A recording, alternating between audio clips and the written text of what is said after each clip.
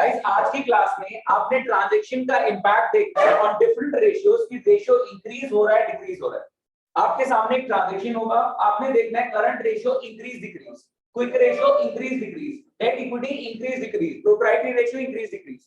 तो पहले increase decrease के बेसिक्स में कुछ बातें कर लेते हैं। आप ग्रीन कोड ऊपर करेंगे अगर इंक्रीज की बात है, रेड कोड ऊपर करेंगे तो डिक्रीज की बात है। ठीक है, अपने दिमाग से तसल्ली से सोचेंगे। 11th का बेस बहुत काम आता है, बेसिक नॉलेज ज्यादा काम आती है। ठीक है, तो अगर बेसिक सी बात, न्यूमरेटर डिनोमिनेटर, न्यूमरेटर इंक्रीज हुआ तो इंक्रीज हुआ, डिनोमिनेटर इंक्रीज हुआ अच्छा यहाँ पे डिक्रीज है, न्यूमरेटर इंक्रीज हुआ तो इंक्रीज हो गया, डिनोमिनेटर अच्छा न्यूमरेटर डिक्रीज हुआ तो डिक्रीज हो गया। ठीक है, न्यूमरेटर डिनोमिनेटर, न्यूमरेटर इंक्रीज तो इंक्रीज, न्यूमरेटर डिक्रीज तो डिक्रीज। ऊपर वाला बढ़ेगा तो बढ़ेगा, नीचे ऊपर वाला बढ़ेगा तो बढ़ेगा, घटेगा तो घटेगा। ठीक है, न्यूमरेटर डिनोमिनेटर, न्यूमरेटर इंक्रीज तो इंक्रीज, न्यूमरेटर डिक्रीज तो डिक्रीज। अगर खाली ये सिचुएशन है, फिर डिनोमिनेटर इंक्रीज तो डिक्रीज, डिनोमिनेटर डिक्रीज तो इंक्रीज। और बेसिक बात, न्यूमरेटर इंक्रीज तो इंक्रीज, डिक्रीज तो डिक्रीज, डिनोमिनेटर इंक्रीज तो डिक्रीज, डिनोमिनेटर डिक्रीज तो इंक्रीज। बहुत बेसिक सी बात। अब आगे बात देखिए, when numerator increases while denominator decreases, numerator बढ़ गया और डिनोमिनेटर घट गया, दोनों इंक्रीज की तरफ जा रहे हैं। न्यूमरेटर बढ़ गया, डिनोमिनेटर घट गया, दोनों इंक्रीज की तरफ जा रहे हैं, इंक्रीज। क्या लिखा है, when numerator decreases while denominator increases, numerator घट गया और डिनोमिनेटर बढ़ गया, दोनों डिक्रीज की तरफ जा रहे हैं, दोनों डिक्रीज की तरफ जा रहे हैं। बेसिक सी बात, न्यूमरेटर डिनोमिनेटर, न्यूमरेटर इंक्रीज तो इंक्रीज, डिक्रीज तो डिक्रीज, डिनोमिनेटर इंक्रीज तो डिक्रीज, डिक्रीज तो इंक्रीज।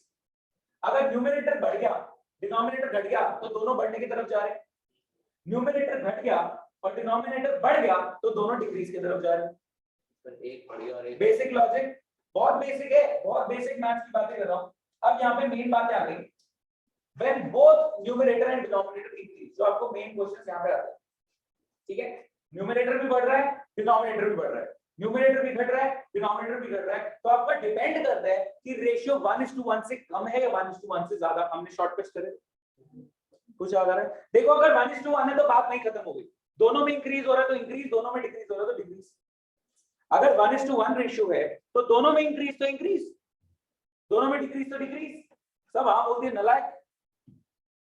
अगर दोनों 1:1 है तो इंक्रीज में तो कुछ होगा ही नहीं, डिक्रीज में तो कुछ होगा ही नहीं। कैसे बोल दिया?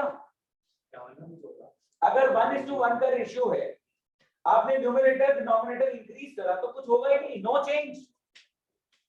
तो आपको रेड ग्रीन कुछ नहीं करना, सर हिला देना है, कुछ नहीं होगा, राइट? दोनों, हाँ दोनों एक साथ दिखा दो। ठीक है, अगर 1:1 का रेशियो है, ऊपर भी प्लस नीचे भी प्लस, नो चेंज। 1:1 का रेशियो है, ऊपर भी माइनस नीचे भी माइनस, नो चेंज। अब ध्यान से देखिए ये situation, both numerator and denominator increase by same amount, 1:1 है तो नो चेंज। अब ध्यान से सुनिए, अगर ओरिजिनल रेशियो ग्रेटर देन 1 है, मतलब 1.5:1, 2:1, 3:1, 4:1, 5:1, 1:1 से ऊपर है, अगर ग्रेटर है और दोनों इंक्रीज हो रहे हैं, अगर ग्रेटर देन 1 है और दोनों इंक्रीज हो रहे हैं तो ओवरऑल रेशियो क्या होगा? डिक्रीज होगा। ठीक है, 1:1, देखो ये 1:1 पे हूं मैं बीच में, 1:1 से ऊपर मतलब 1.5:1, 2:1, 3:1, 4:1, और 1:1 से नीचे मतलब 0.9:1, 0.5:1, 0.3:1। तो अगर इस तरफ है हम, इस तरफ है और दोनों इंक्रीज हो रहे हैं तो डिक्रीज होगा, दोनों डिक्रीज हो रहे हैं तो इंक्रीज होगा, ये ट्रेंड रहेगा। मैं 1:1 पे खड़ा हूं बीच में, यहाँ पे इंक्रीज और डिक्रीज पे नो चेंज है। मैं 1:1 पे कर रहा हूं, यहाँ पे इंक्रीज और डिक्रीज पे नो चेंज है। ठीक है, अब 1:1 के अगर मेरे को आगे जाना है, यानी 1.2:1, 1.5:1, 2:1, 3:1, 4:1 बढ़ रहा हूं, तो इस केस में जब आप इंक्रीज कर देते हो न्यूमरेटर डिनोमिनेटर तो ओवरऑल रेशियो डिक्रीज हो जाता है। ठीक है, और आप डिक्रीज करते हो तो ओवरऑल इंक्रीज हो जाता है। सेम अमाउंट की बात कर रहे हैं, राइट? और अगर इस तरफ है 0.9:1, 0.8:1, 0.5:1, 0.3:1, इस तरफ इंक्रीज दोनों करा तो इंक्रीज है, डिक्रीज दोनों करा तो डिक्रीज है। क्लियर हुई बात? हाँ, क्वेश्चन करके देख रहे हैं। ये वाली चीज क्वेश्चन करके ही ज्यादा अच्छे से समझ में आती है। बोलने में लगता है कि क्या चल रहा है, क्वेश्चन करते हैं तो समझ में आता है कि क्या कर रहा है। ठीक है, लेकिन फिर भी बहुत बेसिक सी चीज थी, मैंने आपके सामने रखी, आपकी बुक में गिवन है। ठीक है, उसने पूरा समझा रखा है इंक्रीज डिक्रीज क्या होगा, 1:1 में 1:1 से ज्यादा है तो क्या होगा, डिक्रीज होगा। ठीक है, हाँ जी, ठीक है, क्वेश्चन शुरू करें।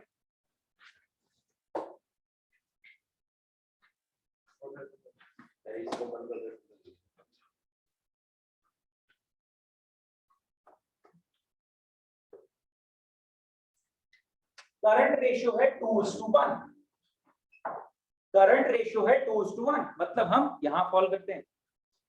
देखो अगर मैं 1:1 पे खड़ा हूं तो दोनों में इंक्रीज न्यूमरेटर डिनोमिनेटर, दोनों में डिक्रीज न्यूमरेटर डिनोमिनेटर, कोई चेंज नहीं आएगा। मैं इस साइड जा रहा हूं 2:1 के केस में, तो दोनों में अगर सेम अमाउंट प्लस होता है तो डिक्रीज हो जाएगा, दोनों में सेम अमाउंट माइनस होता है तो इंक्रीज हो जाएगा।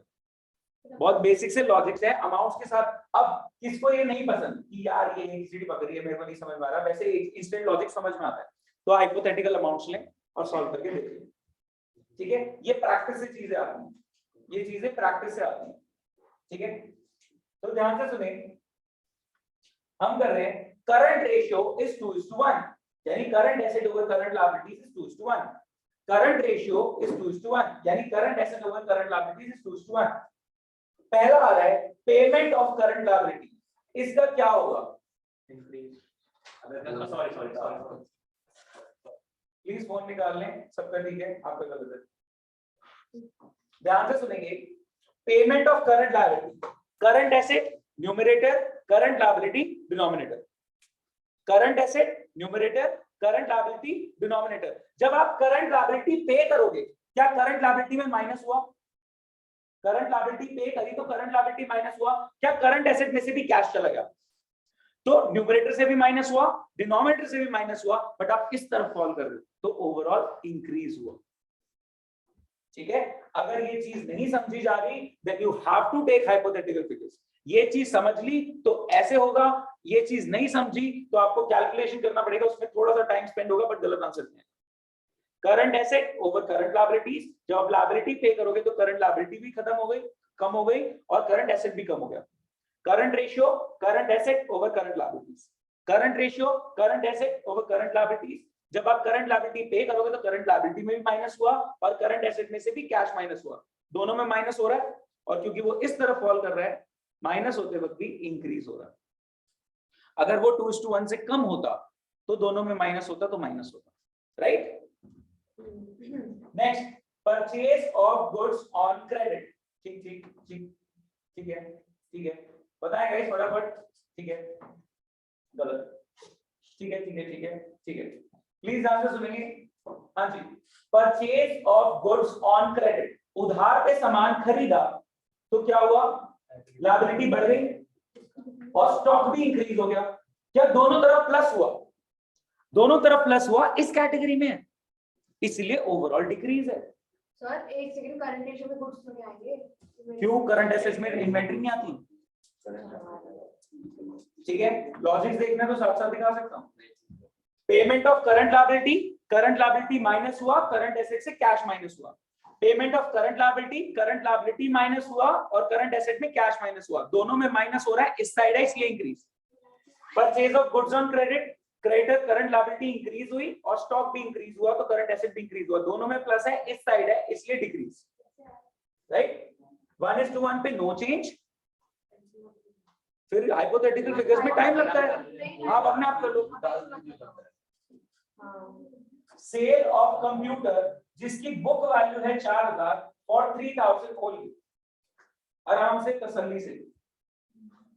गलत गलत गलत, आपका ठीक है, आपका ठीक है, गलत गलत, ठीक है ठीक है, तुक्के मत मारना, ठीक है। Sale of computer, computer fixed asset है,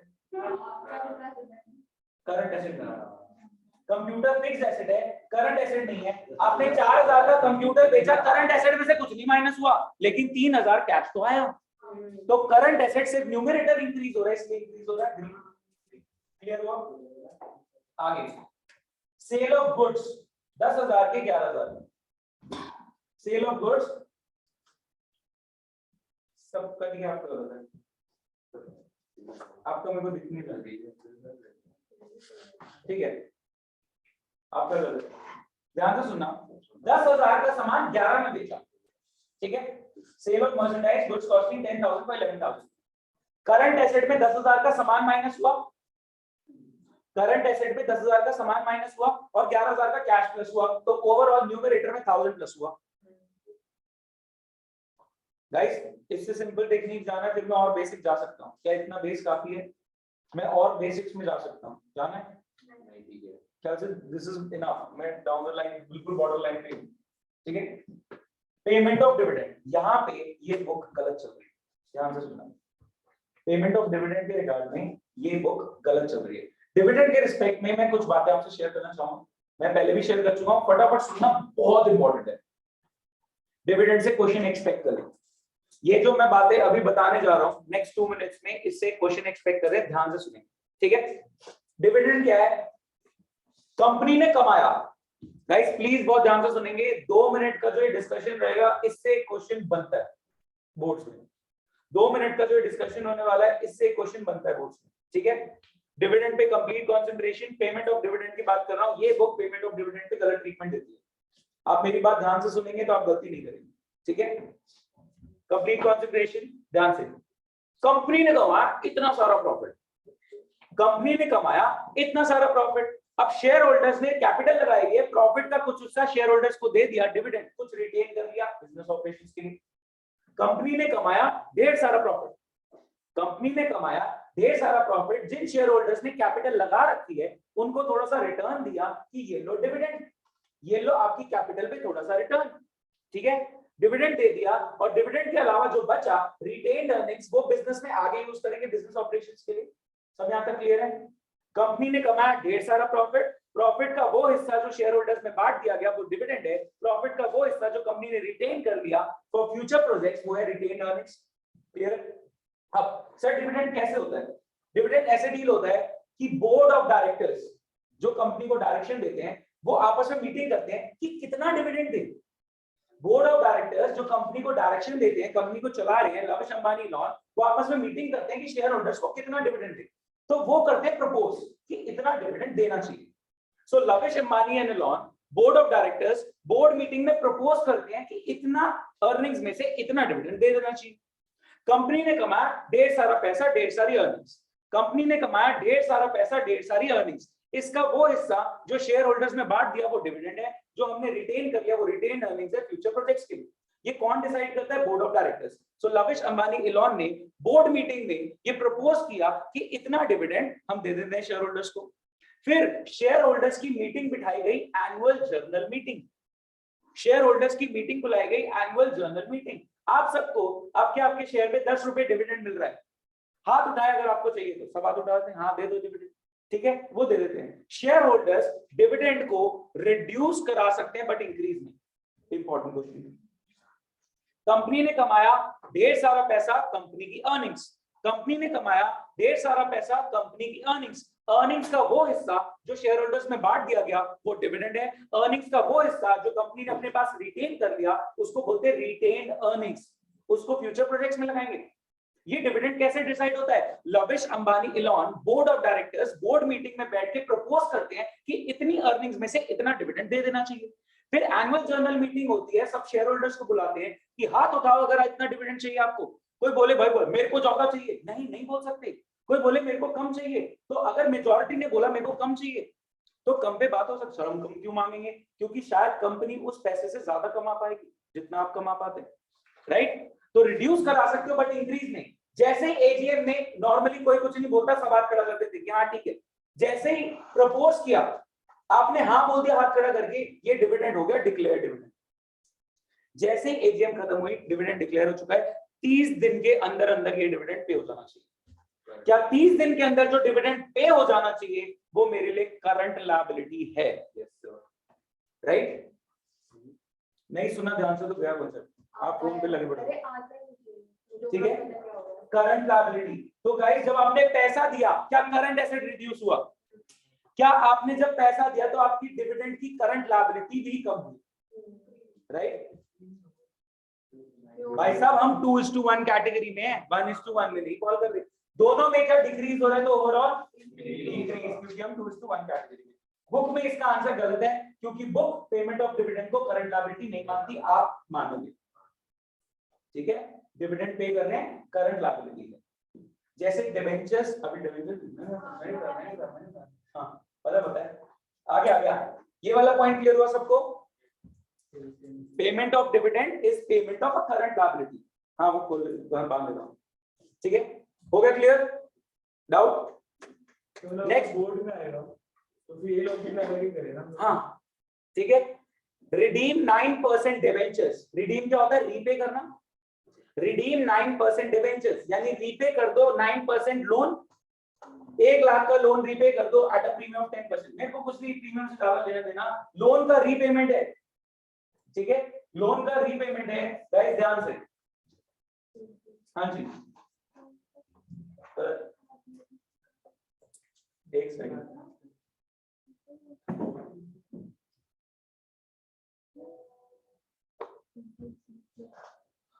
कौन गया? शास का गलत है, बवी का गलत है, आपका सबका सही गलत। सर देखिए 10% से फर्क पड़ रहा है, 10% ज्यादा दिया है। नहीं उससे नहीं पड़ेगा, सही तो है। अरे मेरे को पता नहीं, ग्रीन वाला सबका ठीक है। प्लीज आंसर सुनेंगे। Redeem 9% debentures. Guys current assets and current liability दोनों रिड्यूस होंगे। सुने, यही तो पॉइंट है। हमने एक पॉइंट डिस्कस किया था, डिबेंचर्स लॉन्ग टर्म है। लेट्स सपोज कंपनी ने 20 साल का लोन लिया। लेट्स सपोज कंपनी ने 20 साल का लोन लिया, डिबेंचर्स इशूड है 20 साल के, मैच्योरिटी होगी 20 साल बाद। क्या 19 साल बाद ये करंट लायबिलिटी नहीं बन जाएगी? तो जिस साल में आप डिबेंचर्स को लोन को रीपे कर रहे हो उस साल में तो करंट लायबिलिटी है। सोचो, बताया था ना? याद नहीं है? याद कर रहे हो? सोचो, मैंने आप लोगों से लोन लिया 20 साल का, तो मैं 20 साल तक बोलूं long term liability, long term liability. अरे आखिरी साल में तो करंट लायबिलिटी बनेगी नहीं बनेगी? जिस साल में रीपे करोगे लोन उस साल में तो करंट बन गई। सोचें, ठीक है? डेटर से रिसीव हुआ 17,000, डेटर से रिसीव हुआ 17,000, सही है ना? ये ग्रीन वाले क्या होता है? ये देखो, हाँ ठीक है, ठीक है। No change. डेटर से 17,000 मिल गया, कैश में भी प्लस हुआ और डेटर भी खत्म हुआ, तो डिनोमिनेटर में प्लस माइनस हो गया, छुट्टी। हाँ जी। Issued 22 lakh equity shares to vendor of machinery. 2 lakh के इक्विटी शेयर्स दे दिए जिससे आपने मशीनरी खरीदी। हाँ जी बताओ, पक्का? एक सेकंड कुछ भी नहीं होगा। कुछ भी नहीं होगा। मैं बोल पक्का था वैसे। एक बात सुनो, आपने मशीनरी खरीदी, करंट एसेट में तो दोनों नहीं आएगा, और इक्विटी शेयर्स दिए, वो शेयर कैपिटल का क्या लेना देना? या तो करंट लायबिलिटी की बात चली। एक कलर और व्हाइट कलर।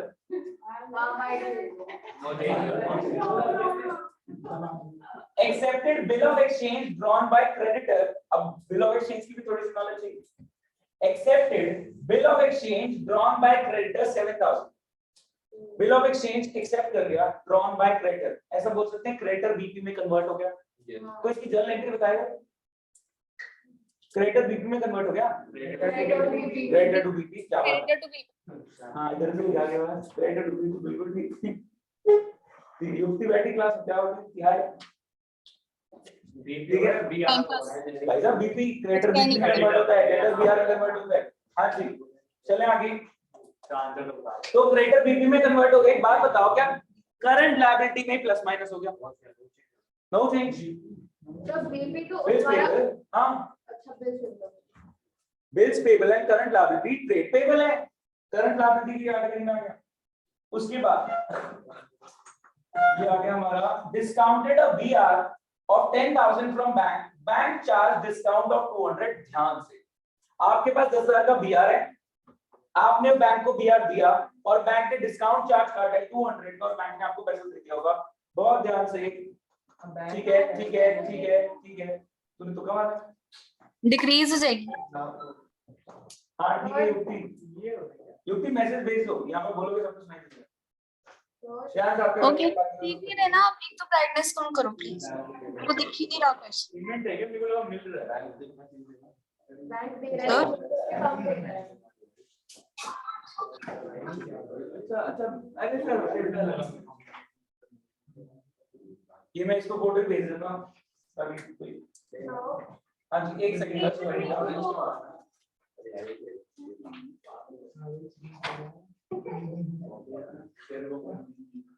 हाँ जी एक बात बताओ, करंट एसेट में से बीआर चला गया, करंट एसेट में से बीआर चला गया कितने का 10 का, आया कितना करंट एसेट में 10 रुपए का यश,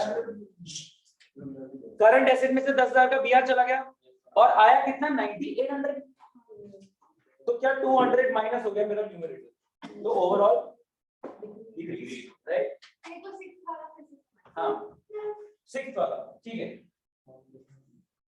6th वाला है रिडक्शन ऑफ डिबेंचर्स की रीपेमेंट ऑफ डिबेंचर्स। डिबेंचर्स क्या है लॉन्ग टर्म लोन, ठीक है। डिबेंचर्स जो है वो नॉन करंट लायबिलिटी होती है, लेकिन जिस साल में आप पेमेंट कर रहे हो उस साल में तो करंट लायबिलिटी होगी ना, क्योंकि आपने उससे 1 साल पहले उसको करंट बता दिया होगा कि हमने अगले साल पे करना है, करंट लायबिलिटी, तो फिर करंट लायबिलिटी माइनस होगी और कैश माइनस हो रहा है, ठीक है। दोनों में सेम इफेक्ट मतलब डिबेंचर्स का repayment payment of long term liability नहीं, payment of short term liability, current liability. Clear? Recording देख लिया सर, ऐसे ब्लैंक फेस लेके बैठो, मुझे पता लगा, मुझे पता है समझ में आ रहा है, ये वाला पॉइंट समझ गया था, उसमें मेरे को लगा कि उनको मिला है। हाँ जी। आगे A bill receivable of 8,000 discounted with bank was dishonored, ध्यान से। हाँ डिसऑनर मतलब कि बैंक, आपने बैंक को बीआर दिया, बैंक ने जिसने बीआर पे साइन कर रखा था उससे पेमेंट मांगी, उसने नहीं दी, बैंक आपसे मांगेगा, बैंक आपसे मांगेगा और आप किससे मांगोगे, उससे जिसने साइन। ये पता है, ये टॉपिक में 11th में पढ़ा था इसमें बैंक का इंटरेस्ट है वो इंटरव्यू होगा, वो नहीं वो वेटिंग चार्ज होता है, वो वेटिंग चार्ज होता है। प्लीज ध्यान से सुने, बाहर जाना है चुप रहो, प्लीज ध्यान से सुने गाइस। बिल्स ऑफ एक्सचेंज के टॉपिक में एक चीज समझ लें, या तो बीआर मैच्योरिटी तक मैं होल्ड करता हूं, या मैं बैंक से डिस्काउंट करा लेता हूं यानी बैंक को बेच देता हूं, या फिर मैं किसी पर्सन को एंडोर्स कर देता हूं। बिल सेट कलेक्शन की बात नहीं करता, वहां पे ये बात आएगी नहीं। यहाँ पे 3 सिचुएशन मैंने आपके पास रखी कि बीआर मैच्योरिटी तक मैं होल्ड कर रहा हूं, बीआर मैंने बैंक से डिस्काउंट करा लिया, बीआर मैंने किसी और पार्टी को दे दिया। पहले केस में मैच्योरिटी तो मेरे पास ही है, ठीक है। दूसरे केस में बैंक के पास है। अगर बैंक ने पैसे मांगे और बैंक को नहीं मिले, बैंक मेरे से मांगता है और मैं फिर उस पर्सन से मांगूंगा जिसने बीआर पे एक्सेप्टेंस दे रखी। लेट्स सपोज ए ने बी को सामान बेचा और ए के पास एक बीआर आ गया, ए ने बी को सामान बेचा, बी की एक्सेप्टेंस लेके ए के पास एक बीआर आ गया, ए ने बीआर सी को दे दिया। अब सी बी से पैसे मांगेगा मैच्योरिटी डेट पे, लेट्स सपोज बी ने नहीं दिए तो सी ए से मांगेगा और ए किससे मांगेगा, ए बी से मांगेगा। अब ध्यान से सुनना, आपने बैंक से डिस्काउंट करा लिया था, अब बैंक बोल रहा भैया ये पैसे तो नहीं दे रहा, तू दे, तो बैंक मेरे अकाउंट से पैसे काट लेगा, करंट एसेट माइनस। अब मैं उस बंदे को डेटर बना दूंगा कि तूने नहीं दिया, मैं तेरे को डेटर बना रहा हूं क्योंकि तूने बैंक को नहीं दी। तो क्या करंट एसेट में प्लस माइनस होता है? No change. आई ना 11th की नॉलेज है में चार्जेस की कोई बात नहीं है। हाँ चलो मैं आपको पूरा ड्रॉ कर दूंगा, ठीक है। सेम डिटेल ये टॉपिक चल रहा है 11th में, कौन सा ये देख ये ऐसे अभी पढ़ा करता हूं, देख नहीं रहा उसको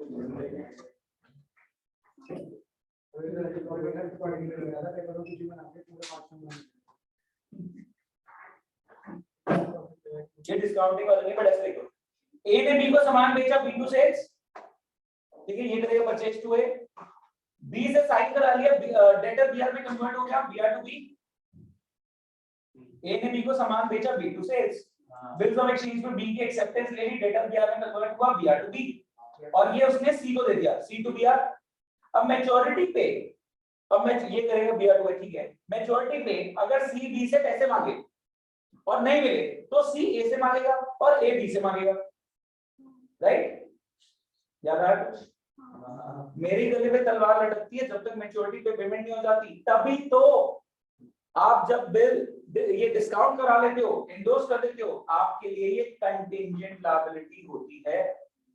तो क्या लगा है क्या होता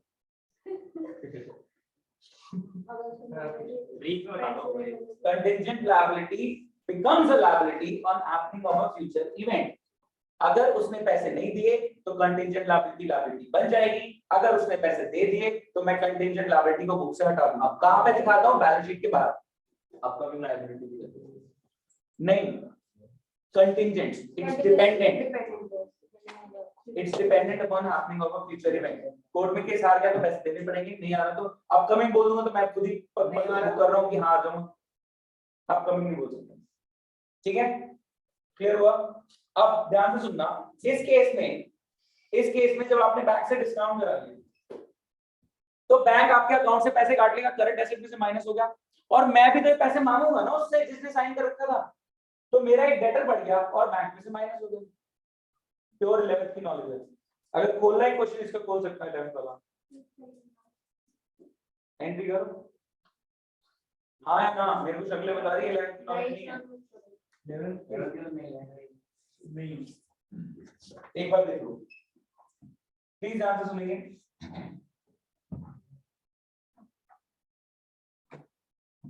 ठीक है, बैंक की बुक्स हम नहीं बनाते।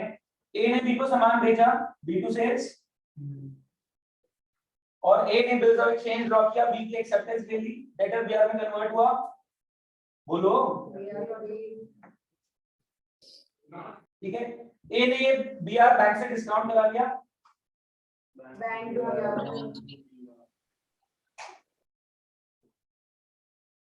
ठीक है। ए ने बी को सामान बेचा, बी टू सेल्स, ए ने बिल्स ऑफ एक्सचेंज ड्रॉ किया, बी की एक्सेप्टेंस ले ली, डेटर बीआर में कन्वर्ट हुआ, बीआर टू बी। ए ने बैंक से डिस्काउंट करा लिया, bank discount charges to BR. अब मैच्योरिटी पे बैंक ने बी से पैसे मांगे, बैंक ने बी से पैसे मांगे बट बी ने नहीं दिए। अब बैंक बोल रहा है ए तो मुझे पैसे दे, तो बैंक क्या करता है, ए के बैंक अकाउंट से डायरेक्टली काट लेता है। अरे मेरे गले पे तलवार लटकती है ना, कंटीजेंट लायबिलिटी का कॉन्सेप्ट ही यही है। अगर देखो ना, एक बात सुनो, बी को मैं जानता हूं, बैंक जानता है, मैं ही जानता हूं ना, मैंने बेचा उधार पे, तो बी वो बैंक कह रहा है मैं क्यों रिस्क लूं, तूने उधार पे बेचा, तूने बीआर लिया, तूने डिस्काउंट करा लिया, ठीक है, लेकिन रिस्क तो तेरा ही है, मैं थोड़ी जानता हूं बी को, तूने उधार पे बेचा ना, मैं क्यों रिस्क लूं? ठीक है, तो बैंक बोल रहा है कि मैं तेरे अकाउंट से काट रहा हूं क्योंकि बी नहीं दे रहा। अब तुम बी को फोन करोगे, भाई देख तूने बैंक को पैसे नहीं दिए, अब तू मेरे को, अरे नहीं देगा तो केस करेंगे, डिसऑनर सब आगे कहानी थी, बिल्स ऑफ एक्सचेंज में 11 पढ़ाना शुरू करो, कल के बाद गलती बात करना और किसी जाने टेस्ट में। तो बी टू बैंक। अब ध्यान से सुनना, आपके करंट एसेट में माइनस हुआ, ये करंट एसेट में माइनस हुआ बैंक, और ये भी क्या डेटर करंट एसेट में प्लस हो गया, तो करंट एसेट में प्लस माइनस हुआ, हाँ करंट एसेट में प्लस माइनस हुआ, इसलिए वो कोई चेंज नहीं आया। समझ आई बात? अब क्लियर है? पक्का तसल्ली से समझाएंगे। इसमें अगर चार्जेस लग जाते, चार्जेस होते हैं वेटिंग चार्जेस, डिस्काउंटिंग चार्ज, उसमें मत जाओ, फिर ज्यादा कॉम्प्लिकेटेड होगा। हाँ जी, कैश डिपॉजिटेड इनटू बैंक क्या होगा? No change, no change, cash deposit to bank no change. अगले क्वेश्चन पे चले गाइस, थोड़ी सी स्पीड बनाओ, अब थोड़ी सी स्पीड बनाए। क्वेश्चन भेजो, भेज रहा हूं, आराम से भेजो। अरे अच्छा एक बात बताओ, समझो, पूछी नहीं है तो बताऊंगा। अरे अच्छा वो जो बी2 बैंक का डिस्काउंट इंक्लूडेड होगा तभी तो इक्वल होगी एंट्री। बैंक का डिस्काउंट चार्ज वेटिंग चार्ज होता है, वो खत्म हो जाता है मैच्योरिटी डेट, वो बैंक ले चुका है। ठीक है,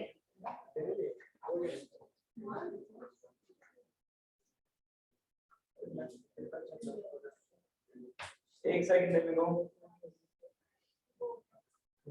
अब थोड़ा स्पीडली चलेंगे, थोड़ा सा हमारा आगे कंफर्ट, राइट? अब थोड़ा कंफर्ट आ गया है तो थोड़ा सा स्पीड।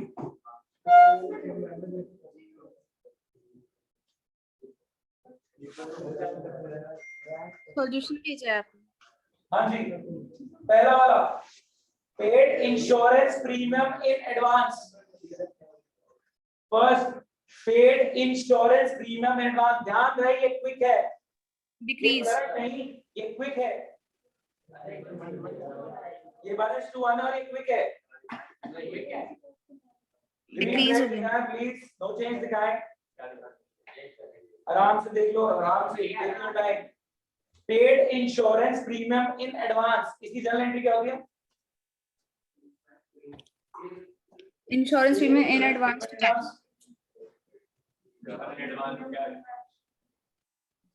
बोल सकते हैं, नहीं हो बोल सकते हैं। ये होगा ना। ठीक है ठीक है ठीक है ठीक है ठीक है। समझ नहीं आया ये। हाँ प्लीज ध्यान से सुनिए पहले गाइस, नहीं प्लीज ध्यान से सुनिए गाइस। हम क्विक रेशियो पे आ गए हैं। क्विक एसेट्स अपॉन में current liabilities, quick asset upon में करंट लायबिलिटीज। क्या क्विक एसेट्स में इन्वेंट्री, प्रीपेड, एडवांस टैक्स ये सब आता है? नहीं आता। तो ये आपका पेड इंश्योरेंस प्रीमियम एडवांस एक प्रीपेड इंश्योरेंस प्रीमियम है। तो प्रीपेड ये क्विक एसेट्स के अंदर तो नहीं आएगा।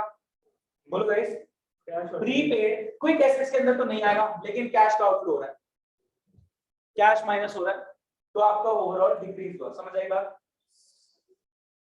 आया नहीं? Quick assets over current liabilities, quick ratio. Quick assets over current liabilities, quick ratio. Quick assets के अंदर इन्वेंट्री, प्रीपेड, एडवांस टैक्स ये सब नहीं आता। आपका यहाँ पे क्या हो रहा है कि प्रीपेड एक्सपेंस हो रहा है।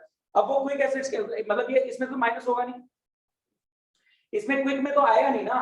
प्रीपेड वाली चीज क्विक में तो आएगी नहीं, लेकिन कैश का आउटफ्लो हो रहा है वो तो क्विक में माइनस होगा। तो आपका न्यूमरेटर माइनस हुआ, इसलिए ओवरऑल डिक्रीज हुआ। परचेज गुड्स ऑन क्रेडिट, उधार पे सामान खरीदा 8000 का। ध्यान से सोचिए। नहीं ठीक है, नो चेंज, नो गलत है। ठीक है नो चेंज। ठीक है ठीक है ठीक है ठीक है ठीक है। Decrease is correct answer.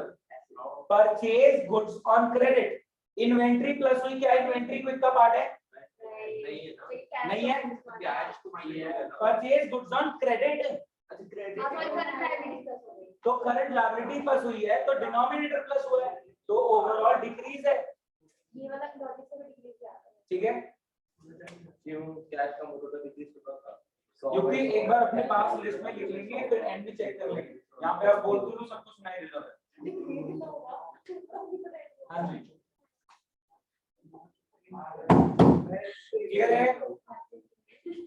Guys? Time में प्लेस करो। परचेज गुड्स ऑन क्रेडिट, जब आपने स्टॉक में प्लस किया, लेकिन स्टॉक क्विक का पार्ट नहीं बनता और आपने उधार पे खरीदा, तो करंट लायबिलिटी इंक्रीज हो गई, डिनोमिनेटर इंक्रीज हो गया, तो ओवरऑल डिक्रीज है। सोचें, लॉजिकल रीजनिंग आपका स्ट्रांग हो जाएगा कॉलेज लेवल, इंटरेस्ट लेवल पे भी अगर आप ये दिमाग लगाते हैं। सोचें प्लीज।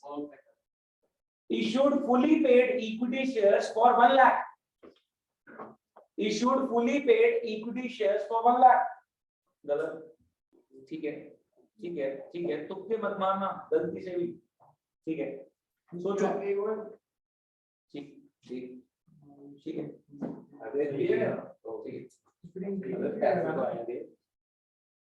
पैसे तो आएंगे, पैसे तो आएंगे, न्यूमरेटर तो इंक्रीज होगा, तो आपका इंक्रीज हो गया। उसके बाद आया, हाँ जी, अभी लास्ट क्वेश्चन में issued fully paid equity shares आपने लिया था, वो वेंडर वो वेंडर को दिए थे मशीनरी के लिए, डिफरेंट ट्रांजेक्शन। जरा आगे एक बार एनालाइज करना, क्वेश्चन और सॉल्यूशन सब दे रहा हूं।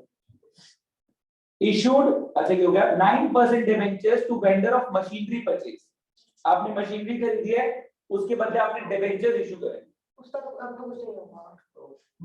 मशीनरी खरीदी तो करंट एसेट में तो नहीं प्लस होगा, और आपने डिबेंचर्स इशू करे तो आपकी लॉन्ग टर्म लायबिलिटी बढ़ेगी, नो चेंज।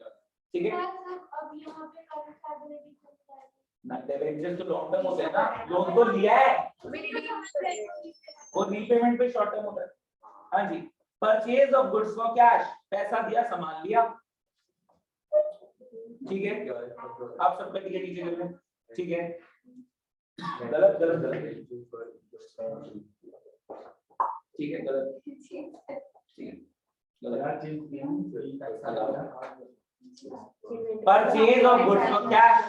अब आप सोचो इन्वेंट्री प्लस कैश माइनस, लेकिन ये तो सोचो, और पहली बार जिन्होंने इन्वेंट्री प्लस कैश माइनस सोचा भी उनको नो चेंज बोलना चाहिए था। मैंने वो गलती ग्रीन वाले नलायको मैंने इन्वेंट्री प्लस होगा लेकिन क्विक के अंदर नहीं आता, तो सिर्फ कैश माइनस हो रहा है, न्यूमरेटर माइनस हो रहा है, ओवरऑल डिक्रीज हो रहा है।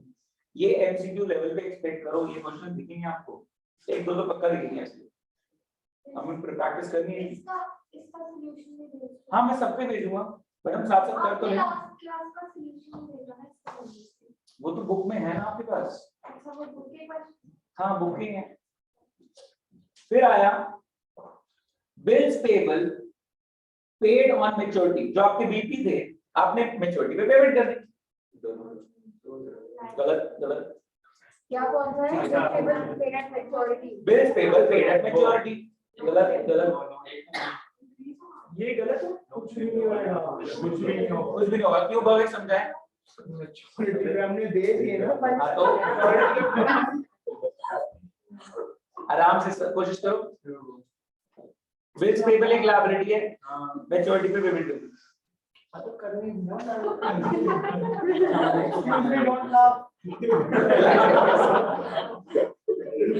सबका गुण बढ़ा है। हाँ जी प्लीज ध्यान से सुनिए, आपने जब पेमेंट करी क्या लायबिलिटी कम हुई, क्या कैश भी कम हुआ, दोनों में माइनस हुआ, हम खड़े हैं कहाँ पे 1:1 में, इसीलिए नो चेंज, 1:1 में नो चेंज।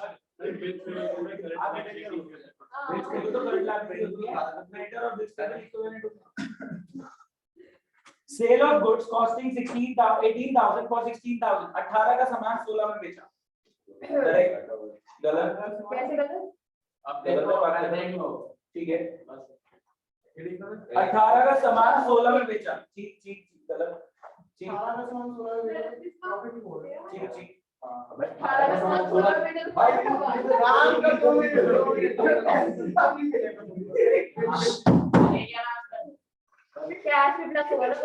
सुने ध्यान से, सिर्फ कैश प्लस होगा, स्टॉक में माइनस नहीं होगा। अगर वैसे सोचो ये current asset over current liability होता तो करंट एसेट में 18 माइनस होता, 16 प्लस होता, ओवरऑल 2 माइनस होता तो डिक्रीज होता।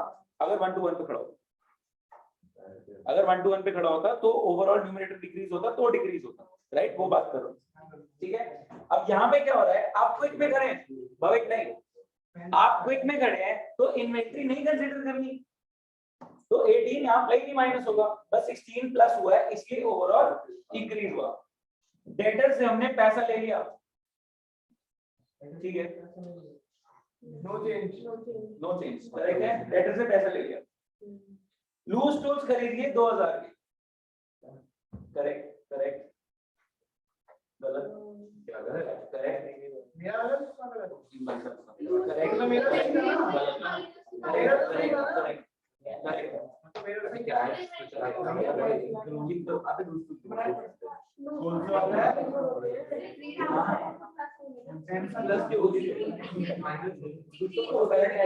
लूज टूल्स खरीदे, लूज टूल्स तो आएगा नहीं क्योंकि पैसा गया ना, इन्वेंट्री नहीं आता। अरे क्विक एसेट्स में इन्वेंट्री आता ही नहीं, इन्वेंट्री में आता है लूज टूल्स, स्पेयर स्टोर्स वगैरह सब इन्वेंट्री का पार्ट होता है, ठीक है। इन्वेंट्री लेते ही नहीं हम क्विक में, क्विक एसेट्स में अरे वो करंट एसेट की कैलकुलेशन के लिए करते हैं, रेशियो के लिए, ठीक है। Inventory is not part of quick assets और इन्वेंट्री का पार्ट है। अच्छा तो ओवरऑल डिक्रीज हो गया क्योंकि आपने माइनस हुआ बस। उधार पे सामान बेचा है 3000, करेक्ट करेक्ट गलत, उधार पे सामान बेचा है 3000, करेक्ट गलत, करेक्ट करेक्ट करेक्ट, हाँ करेक्ट है, करेक्ट है करेक्ट है, उधार पे सामान बेचा 3000, गलत, बेचा है डेटर बढ़ गया, डेटर बढ़ गया और सामान मेरा कुछ में आता है, राइट? क्लियर हुआ? उधार पे सामान बेचा तो डेटर बन गया अगला। डेटर तो क्विक एसेट का पार्ट है, जो सामान माइनस होगा वो सामान यहाँ माइनस नहीं होगा क्योंकि सामान आता है, न्यूमरेटर में प्लस हुआ है, न्यूमरेटर में से प्लस हुआ है डेटर, राइट? सोच पा रहे हैं? Payment of dividend, again book में इसका गलत है ट्रीटमेंट, सर नो चेंज होगा ना? पेमेंट ऑफ डिविडेंड सोचो, नो चेंज, बुक गलत कहती है, तो ये चीज लिख लें कि पेमेंट ऑफ डिविडेंड का ट्रीटमेंट डिपेंड करता है रेशियो टू रेशियो, ठीक है? तो डिविडेंड का ट्रीटमेंट गलत है जो मैं इसमें बता रहा हूँ सर। पेमेंट ऑफ डिविडेंड में कैश कम हुआ और करंट लायबिलिटी कम हो गई, बता रहा हूँ। हाँ तो दोनों में माइनस हुआ, दोनों -1 पे खड़े। अच्छा सब चीजें याद रखनी पड़ती, बकवास करनी तो बात है। बहुत दिखा रहा था मुझे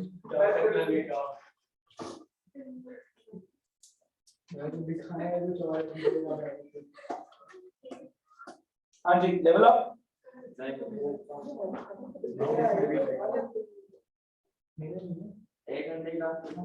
चित्तर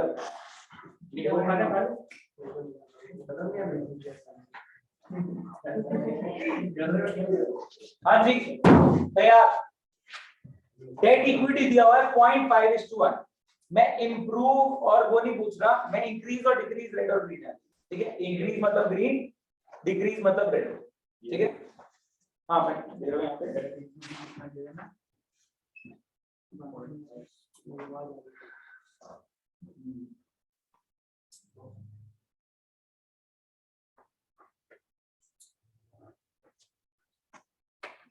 शुरू करें। Debt equity means debt upon में इक्विटी, और ये 0.5:1 कैटेगरी में, यहाँ पे दोनों इंक्रीज तो इंक्रीज, दोनों डिक्रीज तो डिक्रीज। ये वाला लॉजिक दिमाग में पहले ही रख लें तो क्वेश्चन करने में आसान है, राइट? आपको नहीं पसंद, ठीक है?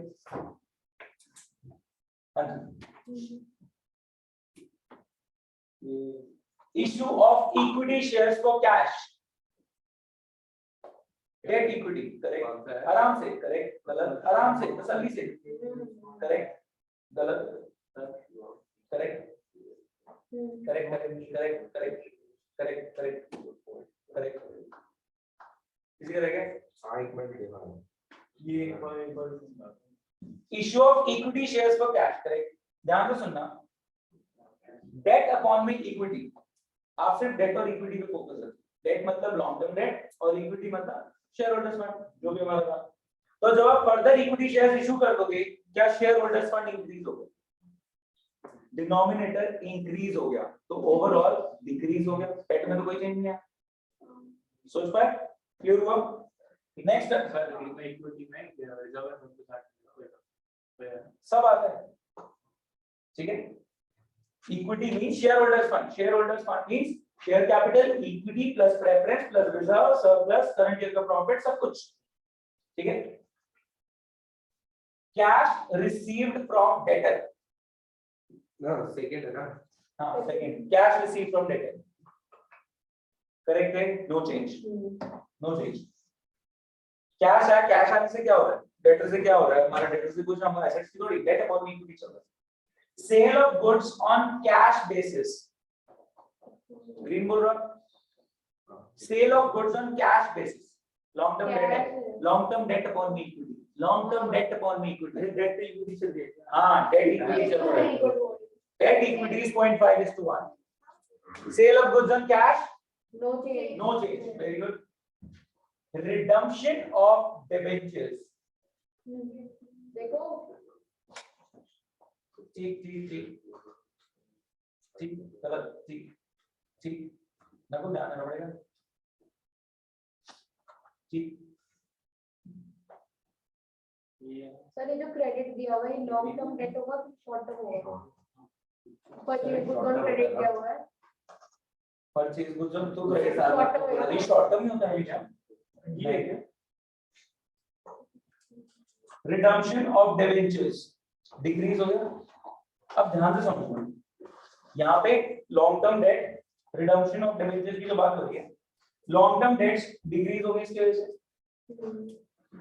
लॉन्ग टर्म डेट्स डिक्रीज हो गई, इक्विटी में कोई चेंज नहीं आया। अब ध्यान से सुनो, हमने कभी कभी redemption of debentures decrease of current liability पढ़ा, आपने यहाँ कॉन्ट्रडिक्ट क्यों नहीं करोगे? ध्यान से सुनिए मेरा क्वेश्चन। पिछले क्वेश्चन में रिडम्पशन ऑफ डिबेंचर्स था और आपने उसको बोला था कि करंट लायबिलिटी की पेमेंट हो रही है, राइट? और यहाँ पे आप redemption of debentures long term date का रिड्यूस बोल रहे हो, क्या हुआ? करंट ईयर में आ रही थी ना liability में करने के लिए। नहीं सर, मैंने तो डिक्रीज बोला, बताओ बताओ। मैंने डिक्रीज लास्ट क्वेश्चन में रिडम्पशन ऑफ डिबेंचर्स आपने माना कि भैया रिडीम कर रहे हैं तो करंट ईयर में करंट लायबिलिटी हो, करंट लायबिलिटी कब होगी?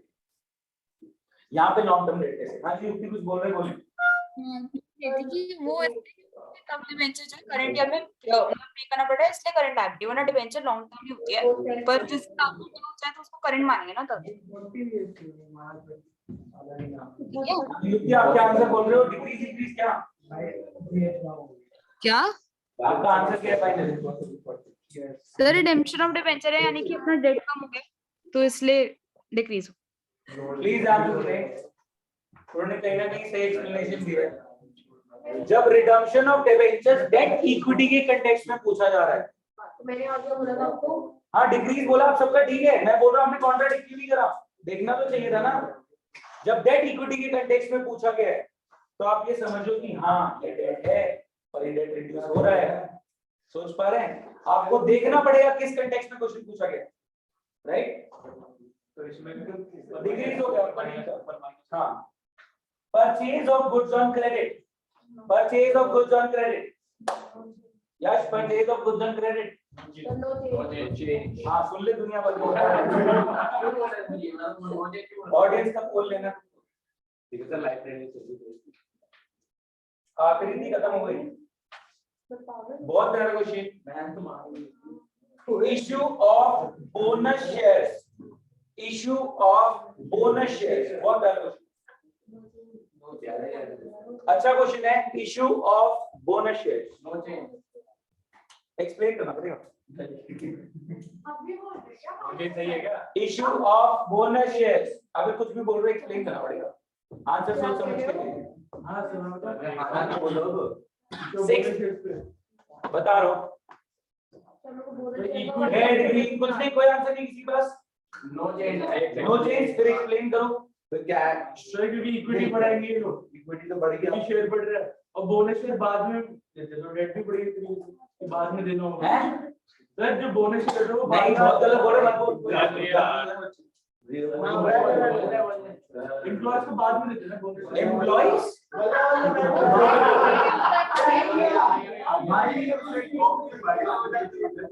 भाई क्या क्या हो गया?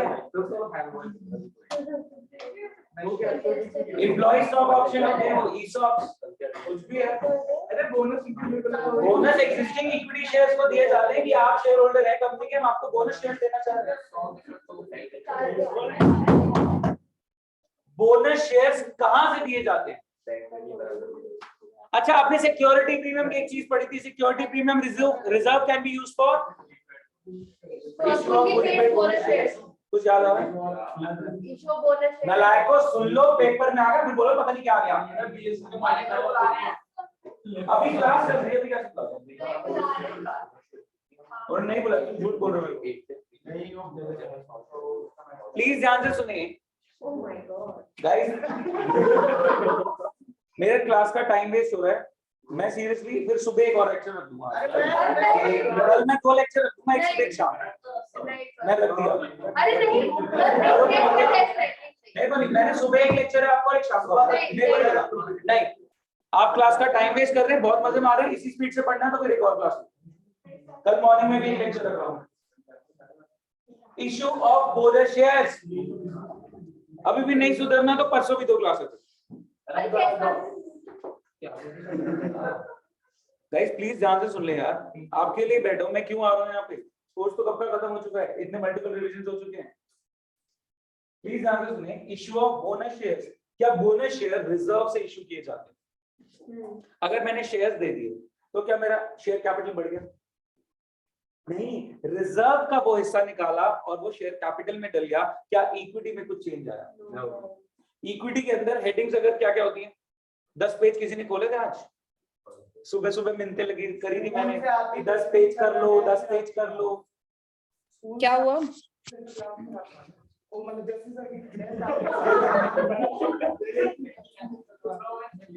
ये 22 सितंबर से चल रहा है क्योंकि 22 सितंबर को बोला है 10 पेज कर दो और तीसरी बार बोला है 10 पेज कर दो। ये 10 पेज आपको रीड करने हैं। कितनी बार मैसेज कर चुका हूँ, कल शायद आप ही की क्लास में मेरे को मैसेज आया था, सर प्लीज बता दो दोबारा पेज नंबर कौन से करने हैं, और फिर भी कोई नहीं करके आया, इसलिए हाल है। इक्विटी के अंदर क्या सब हेडिंग्स है बताएं? शेयर होल्डर्स फंड हेडिंग है और दूसरी इक्विटी के अंदर 2 हेडिंग्स है, share holders fund and share application money pending. Share holder fund के अंदर कौन सी हेडिंग सब हेडिंग्स है? शेयर होल्डर्स फंड के अंदर क्या सब हेडिंग्स है? Share capital, reserves reserves and surplus, share money seed again share warrants. ठीक है, तो आप एक बात सुने, रिजर्व्स एंड सरप्लस का अमाउंट आपने यूज किया बोनस शेयर इशू करने के लिए, तो रिजर्व्स एंड सरप्लस से माइनस हुआ और शेयर कैपिटल में प्लस हो गया। क्या इक्विटी में कुछ चेंज आया? No change. Overall no change. इस वजह से समझ पाए? Security premium reserve is used for issue of fully paid bonus shares. So reserves and surplus से पैसा निकाला, माइनस हुआ इक्विटी में ही और शेयर कैपिटल में ही प्लस कर दिया, तो प्लस भी वही हो गया, इक्विटी में प्लस माइनस हुआ, दैट्स व्हाई नो चेंज। आगे बढ़े। Purchase of fixed asset on credit for 3 months, 3 महीने के उधार पे। अगर लॉन्ग टर्म होता तो देखते आता इम्पैक्ट, लेकिन यहाँ पे शॉर्ट टर्म है तो हाँ एग्जैक्टली। मशीनरी खरीदी और वेंडर को पे कर दिया है इक्विटी शेयर्स इशू करके, बताएं रेड ग्रीन निकालो फटाफट। इक्विटी 8 वाले पे हैं, 8 वाला। ठीक ठीक ठीक, गलत गलतियां कर ले तू भर भर के। ठीक यार ये ग्रेड में खोल गया। ठीक ठीक ठीक ठीक ठीक, गलत नकुल, बहुत सारे गलत।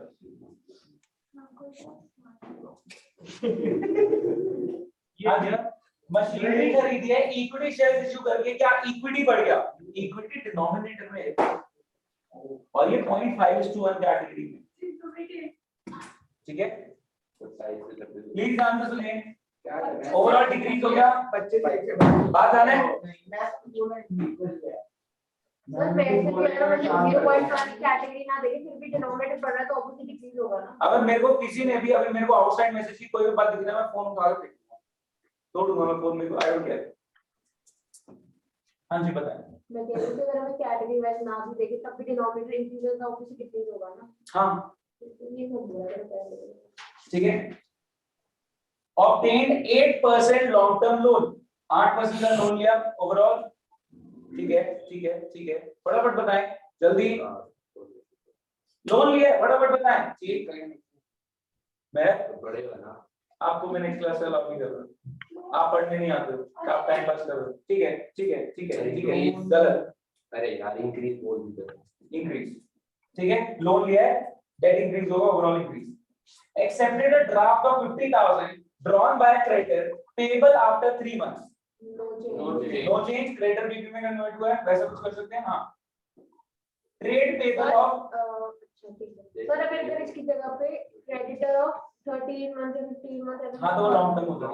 हाँ तो डेट कम होता ना हमारा, डेट बढ़ता है, आपने एक्सेप्ट किया। Trade payable of 5,000 was paid, no change rate का, तो शॉर्ट टर्म होता है ना, तो ट्रेड पेबल तो शॉर्ट टर्म होते हैं, creditor trade payable BP short term है सब। 9% डिबेंचर्स इशू कर दिए फटाफट।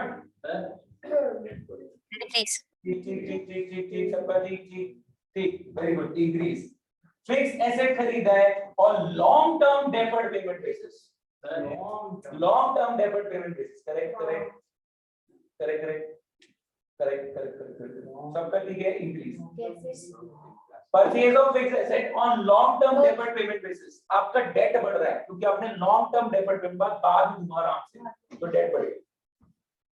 Cell of fixed asset at loss, सोच लो, मौका दिया एक और, ये नहीं है नो चेंज, बिल्कुल ठीक, गलत नहीं ठीक, नो चेंज नहीं है, no change, sale of fixed गलत एसेट नो नो गलत ठीक, तो no तुक्के मार रहे हैं, तुक्के मार रहे बच्चे, पता लग रहा है मेरे को। नो ये कैश जाएगा ही तो सही, क्या फर्क पड़ेगा। एक बात सुन रहे, अगर लॉस में बेचा है, सुनना, लॉस में बेचा है, क्या लॉस अल्टीमेटली जाके कैपिटल में माइनस होता है? कैपिटल इक्विटी का पार्ट है, इक्विटी में माइनस नहीं होगा, डिनोमिनेटर डिक्रीज होगा तो ओवरऑल इंक्रीज होगा। क्या प्रॉफिट नहीं आता क्या इक्विटी में? इक्विटी में क्या क्या आ रहा है guys? Equity share capital, preference share capital, reserves and surplus, surplus means current year का प्रॉफिट लॉस। हाँ, इक्विटी में माइनस हुआ इसलिए ओवरऑल इंक्रीज हुआ, ओके ओके, राइट? एक और देखिए बस, ये वाला अच्छा लगा। ऐसे 14 हो गया करना है। सर एक और कुछ, एक और बस लास्ट। इतना बड़ा होगा। कराने तो और थे, घूमने टाइम वेस्ट करा, बट कोई नहीं, तसल्ली से करना, कोई जल्दी नहीं। ये हो गया, एक सेकंड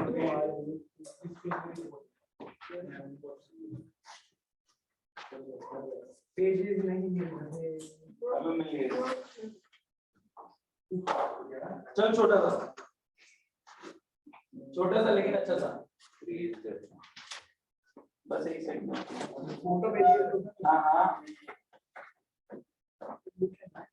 कौन कौन से करें? 8, 9, 11 राइट? कर लिए सर, चलो एक छोटा सा कर लेते हैं, घर पे कुछ ऐसे करने के लिए दे दो, इसमें टाइम लग रहा है, आराम से सोचना है आपको।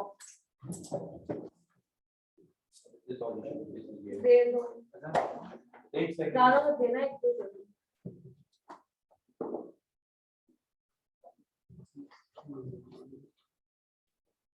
जस्ट वन मिनट,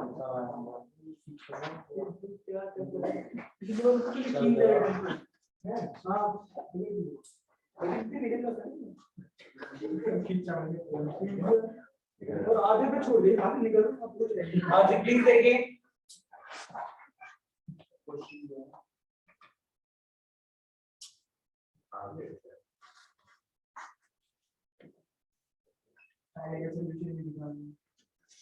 बेस दिया था,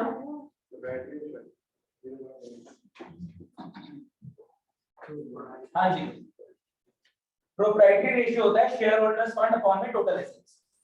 शेयर होल्डर्स फंड मतलब इक्विटी, इक्विटी मतलब equity share capital, preference share capital, reserves and surplus means current year का प्रॉफिट लॉस, और शेयर वारंट वाली चीजें आपकी कोर्स से बाहर, ठीक है?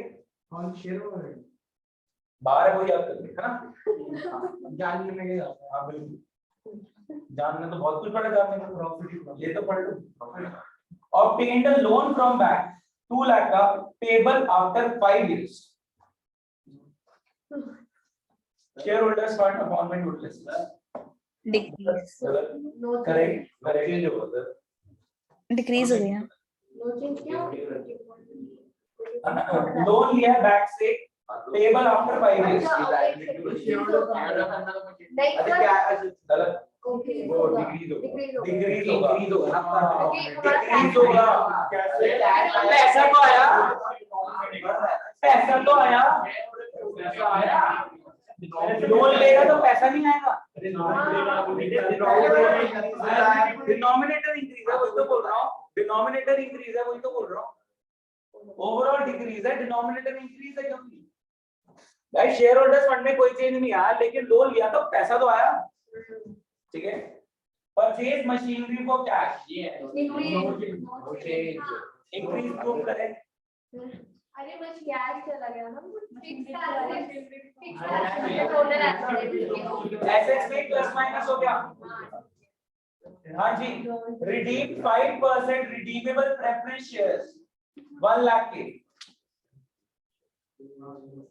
ध्यान से एक गलत, ध्यान से टेक योर टाइम। हाँ सर डिक्रीज ये थर्ड वाला तुम तुक्के मत मारो, ओके नहीं मारना है। ठीक है आपका गलत है, आपका ठीक है गलत, ठीक ठीक ठीक ठीक एक सेकंड रुको। मैं बताएगा गलत ठीक बताओ बताओ जल्दी बताओ यार। थर्ड का क्यों डिक्रीज है, डिक्रीज होगा क्यों दोनों के तरह नहीं शेयर कम हो रहा है, कैश कम हो रहा है। गाइस शेयर होल्डर्स फंड भी डिक्रीज हो रहे हैं और टोटल एसेट्स भी डिक्रीज हो रहे हैं। शेयर होल्डर्स फंड डिक्रीज हो रहे हैं, प्रेफरेंशियल कैपिटल रिड्यूस हो रही है। पैसा नहीं दोगे, पैसा नहीं दोगे और दोनों डिक्रीज हो रहे हो, दोनों -1 की इस तरफ फॉलो करते हैं, दोनों डिक्रीज तो डिक्रीज। हाँ जी, इक्विटी शेयर इशू करे वेंडर ऑफ मशीनरी 4 लाख की अपनी मशीनरी खरीदी, उसके बाद इक्विटी शेयर से दिए। हाँ जी ठीक है ठीक है ठीक है ठीक है ठीक ठीक और कोई हाँ आंसर आने दे। ठीक ये है सोच के करने वाले, तुक्का मारा सही कहां मिले। ठीक है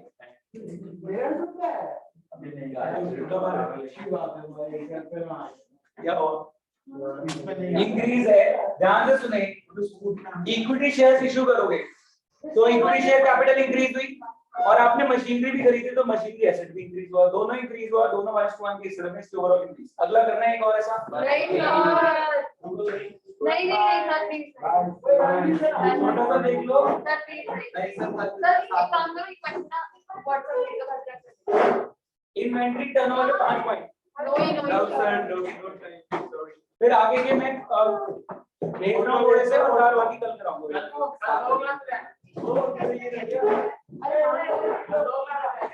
एक ही करनी दो है क्या? दो आ जाएंगे। दो है, एक कर लो।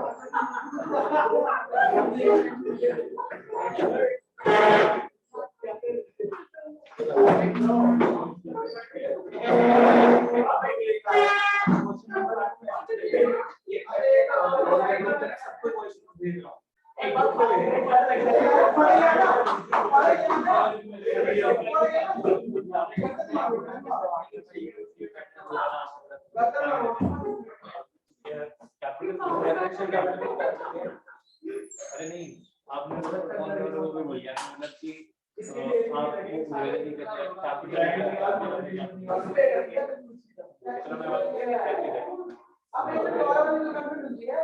क्या कह रहे हो?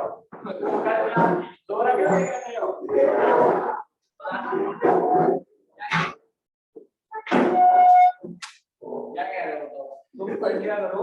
अच्छा आप एक कैमरा में मारो। और पिस्टल ला के छोड़ते हैं भाई। हटो हटो।